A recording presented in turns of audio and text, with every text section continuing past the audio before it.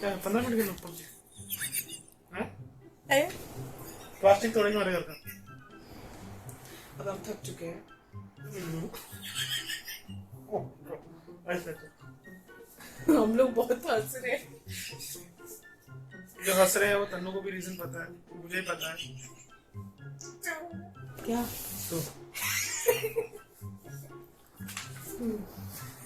पीठ कुड़ दे थी, पीठ में थोड़ा मुक्का मार।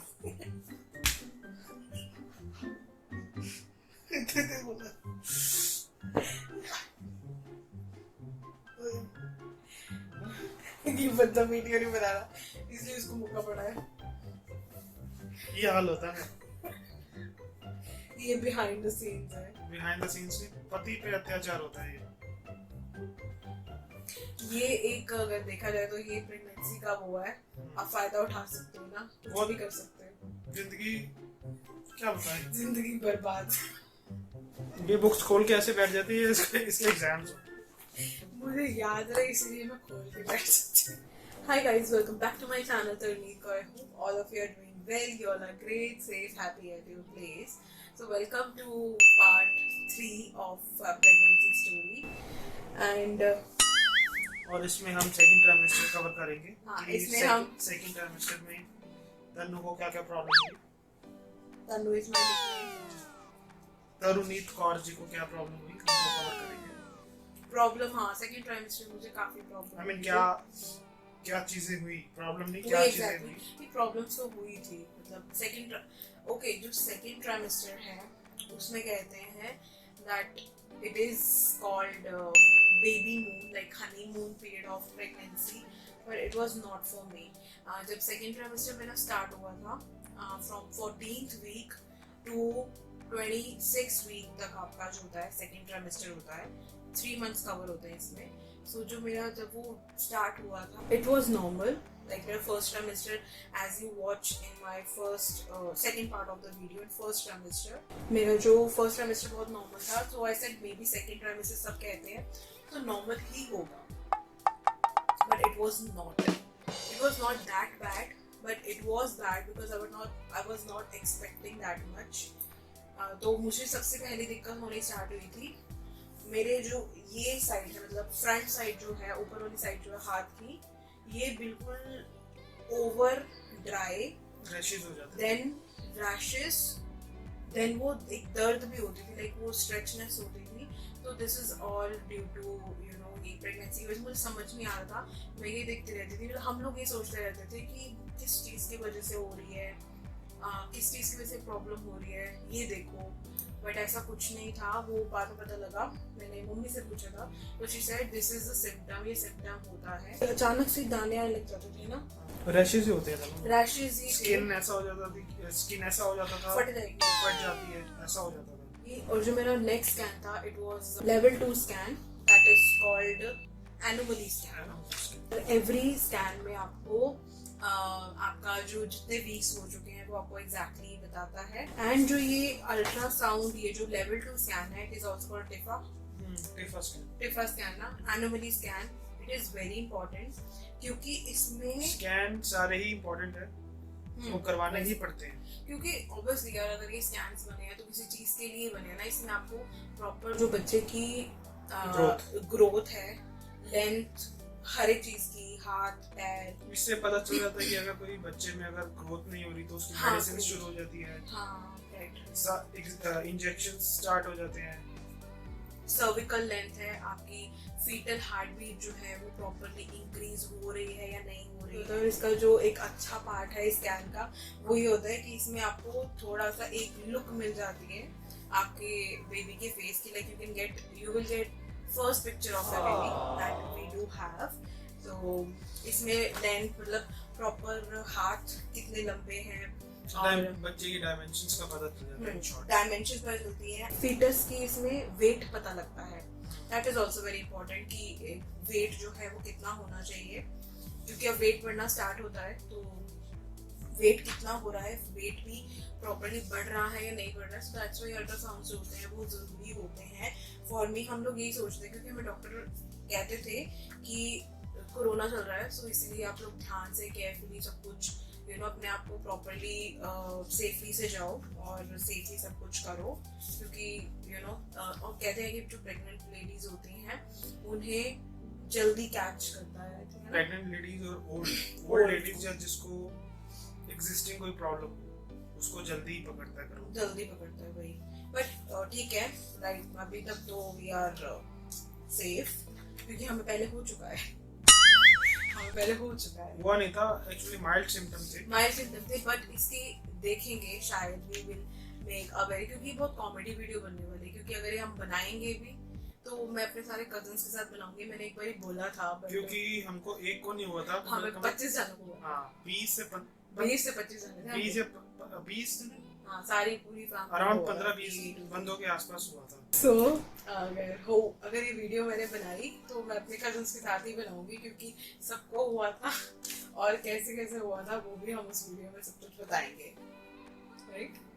अच्छा, सो इसमें आपको सब कुछ पता चलता है एंड सब कुछ आया था इसके अंदर, लाइक हार्ट की एक्टिविटी प्रॉपर सब कुछ हो रहा है, चल रहा है बॉडी के अंदर या नहीं चल रहा है, वो सब कुछ इसके अंदर कवर हो जाता है।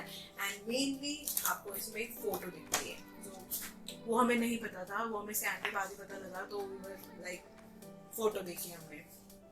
मुझे तब भी पता नहीं चला था कि फोटो है। तब भी नहीं पता चला, मैं बता रही हूँ, ये देखो। फिर 2 दिन बाद जब रिपोर्ट देखी गुरप्रीत ने ध्यान से, तो यार तन्नू ये तो फेस है ये वाला हाथ है। मैं कि मैं यही तो बोल रही थी, मैंने यही बोला गुरप्रीत देखो फोटो है, इतनी क्लियर नहीं आती है but yes you can visible होती है। हाथ एक्टिविटी क्या कर रहा है, हाँ एक्टिविटी क्या हो रही है वो आपको पता चल जाती है। देन इसके बाद एक स्कैन और हुआ है मेरा, फीटल एको, जो कि मुझे डॉक्टर ने बोला था कि आपकी मर्जी है आपको करवाना है या नहीं, क्योंकि उस टाइम पे कोरोना जो था वो बहुत ही ज्यादा हाई लेवल पे पीक पे था। अभी तो थोड़ा नॉर्मल हो गया, लेकिन उस टाइम पे बहुत ज्यादा पीक पे था। मैंने पूछा भी ऐसा आप क्यों बोल रहे हो, why it is not important, ये वो कहते इट इज इम्पोर्टेंट, आप करवा सकते हो but right now it is not that safe. अगर आप मतलब उसमें भी 10 से 15 दिन थे स्कैन कराने में जब हम गए थे, उसके बाद 10 से 15 दिन थे, तो she said if everything will be normal, थोड़ा सा डाउन हो जाएगा तो यू कैन गो। नहीं, उन्होंने ये भी बोला था कि अगर इन केस अगर फीटल एको में 100 में से एक बंदों को प्रॉब्लम होती है, फीटल एको इज लाइक कि हार्ट फंक्शन कैसे कर रहा है, बच्चे का हार्ट फंक्शन कैसे, बेबी का फीटस का हार्ट फंक्शन कैसे कर रहा है। तो उसमें उन्होंने ये बोला था कि अगर इन केस 100 में से एक बंदे को अगर प्रॉब्लम होती भी है तो ये अभी इसका कोई ट्रीटमेंट नहीं है, जो भी होगा आफ्टर डिलीवरी ही इसका होगा। तो इसीलिए उन्होंने बोला था कि आपने करवाना है तो करवाओ, नहीं करवाना तो बाद में पता लगेगा तो बाद में ट्रीटमेंट हो जाता है इसका। बट मेरे को फिर ये चीज दिमाग में बैठ गई थी, सो हम लोग पूरी प्रिकॉशंस के साथ हम लोग स्कैन करवाने गए थे।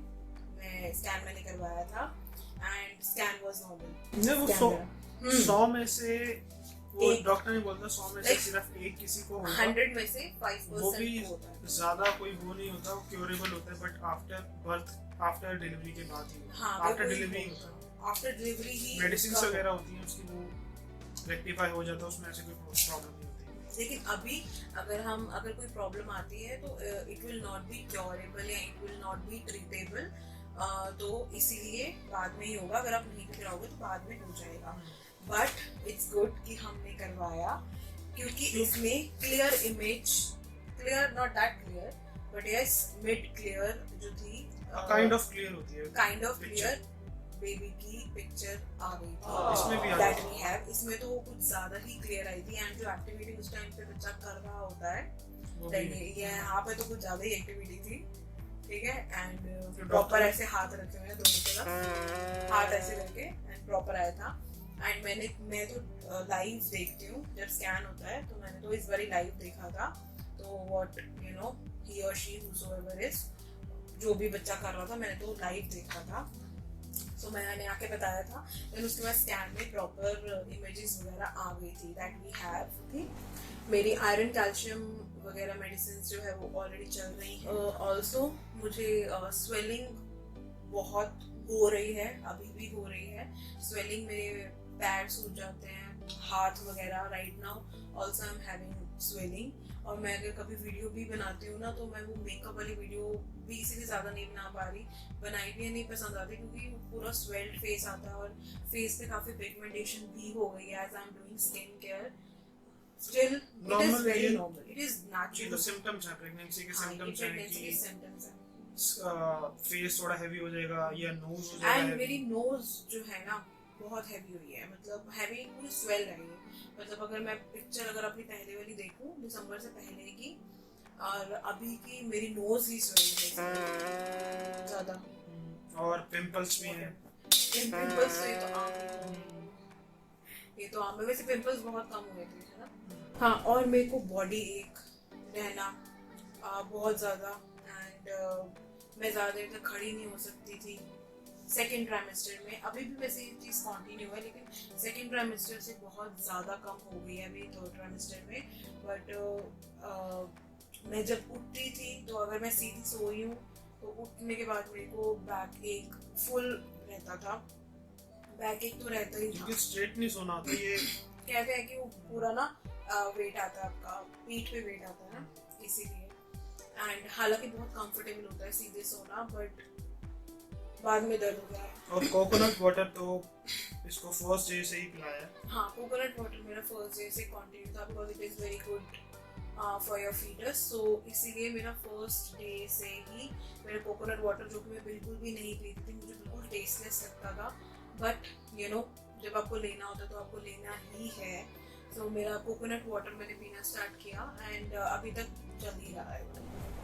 और सेकेंड ट्राइमेस्टर में मुझे जो मेरी भूख थी वो थोड़ी बहुत कम हो गई थी, ऐसा नहीं था कुछ ज़्यादा, क्रेविंग्स ज़्यादा हो गई थी। लाइक फॉर आइसक्रीम होती थी और मीठा, लाइक जो वो जैम होती है, ये 1 kg वाली जैम ये 10 दिन नहीं लगाती खत्म होने में।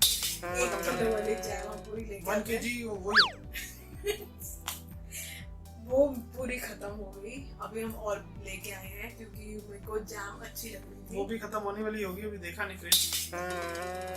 और मतलब थोड़ी क्रेविंग ज्यादा हो गई थी इसके लिए, उसके लिए चाउमीन खाने का बहुत दिल करता था, चाउमीन नूडल्स खाने का बहुत दिल करता था। मैंने 1 या 2 बार ही खाए हैं, जो कि स्पेशली मैंने बोल के विदाउट अजीनोमोटो बनवाए थे बिकॉज वो दिल कर रहा था ना खाने का। बिना अजीनोमोटो के टेस्ट नहीं लगता, बट ठीक है, इसीलिए मैंने खाई नहीं। सो फर्स्ट ट्राइमेस्टर में जो मेरी क्रेविंग्स रही हैं वाज जस्ट फॉर घर की रोटी, नथिंग एल्स। मतलब कि मेरे को ये था कि मुझे घर की ही रोटी खानी है, रोटी खाने का हो रहा था। सब्जी रोटी जब भी होता था, रात को भूख लगती थी तो मैं रोटी बना के सब्जी खाती थी। परांठे मेरे फ्रॉम डे 1 है ही हैं, परांठे एंड चाय। पूरी फैमिली में फेमस हूँ मैं कि ये तो दिन में इसको खाने परांठे एंड चाय मेरे को चाहिए ही चाहिए उठ के। तो मैं उठ के पहले मेरा काम यही होता है, मैं पहले वही खाती हूँ। And also if I talk about physical activity, मतलब काम मैं खुद ही अपने सारे कर रही थी। मुझे अभी तक मतलब कि obviously he is the helper, शादी के बाद हेल्पर ही है। बहुत ज़्यादा हेल्प हर एक चीज़ में, इवन बेडशीट वगैरह चेंज करना, जो कि मुझे है कि मोस्टली रेगुलर ही हो तो ज़्यादा अच्छा है, क्योंकि लड़कों से इतना काम ऐसे करा नहीं सकते ना, बोलना पड़ता है। तो काम करो भी और गालियाँ भी खाओ। आफ्टर 5th month वॉकिंग मैंने स्टार्ट कर दी थी, मैंने डॉक्टर से पूछ लिया था, तो मेरी वॉकिंग जो थी वो मैंने प्रॉपर स्टार्ट की। धीरे धीरे हम लोग टाइम बढ़ा देते हैं वॉकिंग का, और दैट्स इट। और तो कुछ नहीं है, बट थोड़ा बैठने में दिक्कत होती है बस। बैठने में तो ऑब्वियसली दिक्कत होगी क्योंकि बॉडी थोड़ी सी स्वेल्ड हुई है। स्वेल्ड इन द सेंस कि वेट थोड़ा गेन हुआ है, तो उस वजह से प्रॉब्लम होती है। वेट गेन होना और उस वजह से थोड़ी दिक्कत होती है, तो नॉर्मल है ये। मतलब मैं डॉक्टर से कुछ भी पूछती हूँ तो इट्स नॉर्मल, ये होगा ही तुम्हें। या गूगल पे सर्च कर लो या हीलोफाई ऐप है उस पे सर्च कर लो, everything is normal in pregnancy, यही आता है। हाँ, सिर्फ यही आता है। ऑल्सो एक चीज़ और है जिसके बारे में मैं नहीं बता सकती हूँ, वो गुरप्रीति बताएंगे अबाउट माय मूड स्विंग्स। तो मत पूछो, 1 मिनट में ये हो गया, दूसरे मिनट में ये हो गया। मुझे एक मिनट में रोने लग जाती है, 2 मिनट में चुप हो जाती है। कुछ समझ नहीं आता किस बात से रो रही है, कुछ समझ नहीं आता, खुद को भी नहीं पता कि किस बात से रो रही है। फिर 5 मिनट में चुप हो जाएगी। पूछो किस बात के लिए रोई, क्या हुआ, किस बात के लिए रोई, कुछ नहीं पता चलता क्यों रोई, मुझे अपने आप ही रोना आ गया। लिटरली ऐसे ही हो रहा था, मुझे खुद समझ नहीं आता था। मुझे 1 सेकंड में गुस्सा चढ़ जाता है और फिर थोड़ी देर में एकदम अपना ठीक होता है, और फिर मैं सोचती हूँ चढ़ा क्यों था गुस्सा। मूड स्विंग्स बहुत ही ज्यादा, किसी भी छोटी सी बात पे मुझे गुस्सा चढ़ जाता है। और मेरे से पूछो। हाँ, क्योंकि he is the only one who is bearing everything. बहुत मुश्किल है। And he was like कि भी क्या हो क्या रहा है, मुझे ये बता दे। और मुझे पूछते रहेंगे तो मैं क्या बोलूँ, मुझे खुद नहीं पता, पर मुझे गुस्सा चढ़ रहा है बस, और कुछ नहीं है। तो मूड स्विंग में बोला था, मुझे एक टाइम पे यहाँ जाने का मन कर रहा है, फिर एक टाइम पे वहाँ पे, तो हम एक चक्कर मेरा रोज का सिर्फ स्कूटी पे या कार पे होता ही होता है। मतलब चलो एक दिन अगर नहीं गए तो नेक्स्ट डे तो मुझे जाने मतलब मुझे अंदर बैठ के मुझे प्रॉब्लम होने लगे थे कि मेरे को नहीं रहना, मैं घुटन हो रही है, मैं बाहर जाऊंगी। बाकी जो है आपको सब कुछ व्लॉग्स में पता लगेगा। 3rd ट्राइमेस्टर की वीडियो मैं अभी नहीं बना सकती हूँ क्योंकि 3rd ट्राइमेस्टर मेरा ऑनगोइंग है और अभी तक नहीं हुआ। 3rd ट्राइमेस्टर जब खत्म होगा obviously at the end delivery हो जाएगी, so I will make after that, या आपको व्लॉग्स में पता लगता रहेगा। So yes, this was all about my 2nd trimester. So that's it for this video. I hope you enjoyed. I don't know whether you did or not. So अगर आपको video अच्छी लगे so do like, share and comment. और channel subscribe भी कर लेना। और मुझे एक बात ये नहीं समझ आती कि इतनी मेहनत करती है, लाइक क्यों नहीं आते और व्यूज क्यों नहीं आते? पता नहीं क्यों नहीं आते। इस बात से पता नहीं, हम परेशान वाली बात नहीं है, ये मेहनत होती है कि मेहनत इतनी करती है बट लाइक्स वगैरह नहीं आते। So yes, that's it for this video, और we'll see you in our next video super soon. Till then, take care. Bye.